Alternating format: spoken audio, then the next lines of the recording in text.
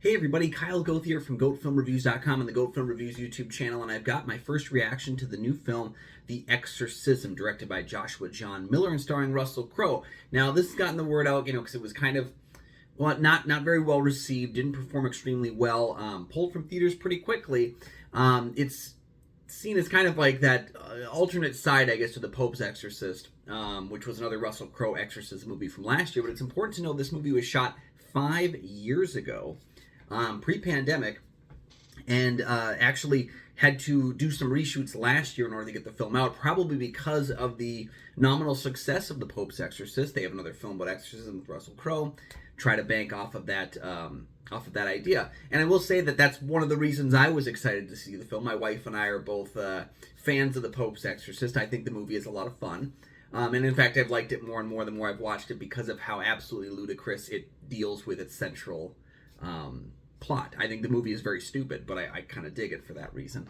The Exorcism is a really interesting idea. I'm shocked that we haven't done this before. Maybe we have, and it just hasn't been done like on this scale before. I'm sure we have movies about this, but we've had things where like movie sets are the central idea for a horror show, but not one about remaking a cursed movie a la The Exorcist. And we know this movie is very much based on The Exorcist because Joshua John Miller, the director, is actually the son of Jason Miller, who was Father Karras in The Exorcist. They call the project the Georgetown Project. That's the movie they're making within this film, which was where most of The Exorcist was set. So we know that that's where they're hinting at, and it's very obvious that we're hinting at that.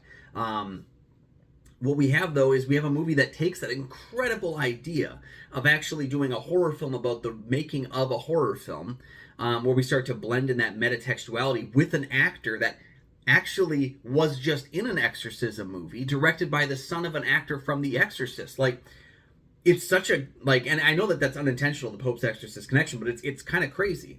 And it takes that really great meta approach and doesn't do anything with it. And that's, I think, the essential problem with the movie is I didn't hate the movie, but I wasn't anywhere close to liking it. It starts out pretty strong for me. Oh, I didn't realize my cat was in here. It starts off pretty strong for me, but then kind of devolves pretty quickly into, oh, look at the horror show. They're doing the thing where the person stands silent in the other end of the movie, or in the room.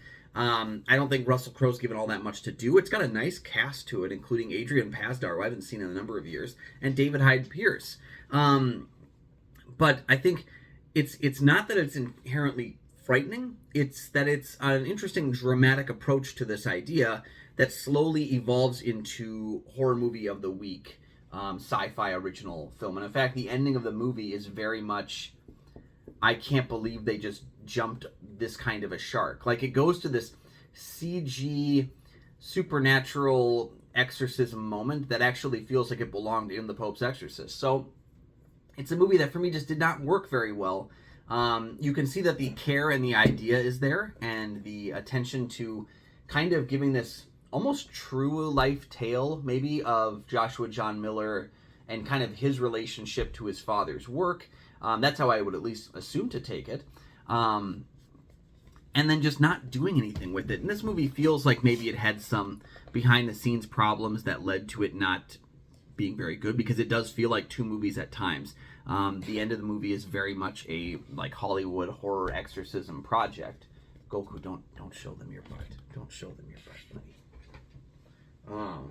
But what it comes down to is really not a very interesting story, even though it has such a nice concept to it, and it flounders and it's dull oftentimes, and the finale isn't very exciting, and yeah, just nothing about it. This movie is almost good. I'm going to give it that. I'm going to say this is an almost good movie, because I do think it does have some really great ideas at play there. It just doesn't use any of them all that well, and it might be the fact that Joshua John Miller has written some nice screenplays before, but just hasn't directed. He directed one film, I think, in 1997, that was based on a book that he wrote, and that's cool, but I just don't think that this thing has enough of that forward momentum. It doesn't use its 96 minutes very well, which is too bad, because when I saw all these elements on it, the cast involved and some of the connections that were being made, I mean, Kevin Williamson is a producer on the film, which doesn't always mean everything, but like there's a lot to be interested in The Exorcism, but unfortunately this one just did not work for me. So those are my thoughts on The Exorcism. I would say you're better off with The Pope's Exorcist, and hopefully we'll get that sequel soon enough when we can kind of forget about this.